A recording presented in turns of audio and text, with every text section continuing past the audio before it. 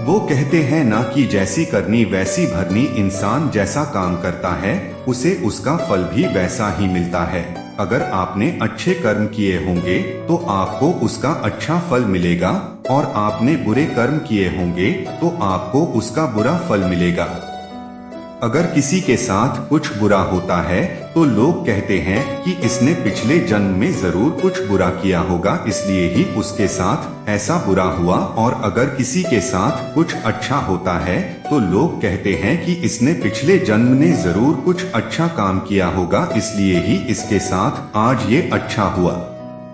देखा जाए तो आज के जमाने में इंसान को अपने इस जन्म का हिसाब इसी जन्म में चुकाना पड़ता है, क्योंकि पहले भगवान नोटबुक पेन लेकर के हिसाब करते थे, इसलिए उन्हें हिसाब करने में देर लगती थी। आज के जमाने में भगवान के पास भी लैपटॉप आ गया है, तो उन्हें इंसान के कर्म का फल देने में यानी कि हिसाब करने में देरी नहीं लगती है। एक बार एक व्यक्ति को रास्ते में यमराज मिल जाते हैं। वो व्यक्ति उन्हें पहचान नहीं पाया। यमराज ने उस व्यक्ति से पीने के लिए पानी मांगा। उस व्यक्ति ने बिना कुछ सोचे और बिना एक भी क्षण गवाए यमराज को पानी पिला दिया। पानी पीने के बाद यमराज ने उस व्यक्ति को बता दिया कि वो उसके प्राण लेने के लिए आए हैं, किंतु उस व्यक्ति ने यमराज की प्यास बुझाई है, इसलिए वो उन्हें अपनी किस्मत बदलने का एक मौका देते हैं। इतना बोलने के बाद यमराज ने उस व्यक्ति के हाथ में एक डायरी दे दी और उस व्यक्ति से कहा कि तुम्हारे पास 10 मिनट का समय है। इस डायरी में तुम जो भी लिखोगे वही सच में हो जाएगा, लेकिन ध्यान रखना कि तुम्हारे पास केवल 10 मिनट ही है। उस व्यक्ति ने डायरी खोलकर देखा कि पहले ही पेज पर लिखा था कि उसके दोस्त को लॉटरी निकलने वाली है और वो करोड़पति बनने वाला है।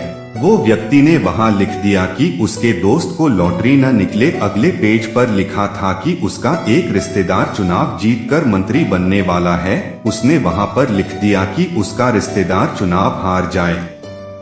इसी तरह वो पेज पलटता रहा और अंत में उसे अपना पेज दिखाई दिया। जैसे ही उसने कुछ लिखने के लिए अपना पेन उठाया कि यमराज ने उस व्यक्ति के हाथ में से डायरी वापस ले ली और कहा, ली वत्स, तुम्हारे 10 मिनट अब खत्म हो गए हैं, अब कुछ भी नहीं हो सकता है।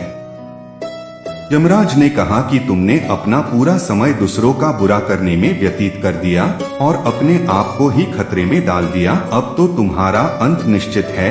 अब तुम्हें कोई नहीं बचा सकता, क्योंकि तुम अपने आप को ही नहीं बचा पाए।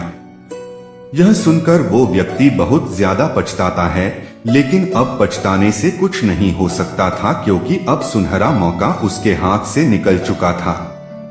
अगर भगवान ने आपको कोई शक्ति दी है तो कभी किसी का बुरा न सोचे और ना ही किसी का बुरा करे। दूसरों का भला करने वाले सदा सुखी और दूसरों का बुरा करने वाले सदा दुखी रहते हैं।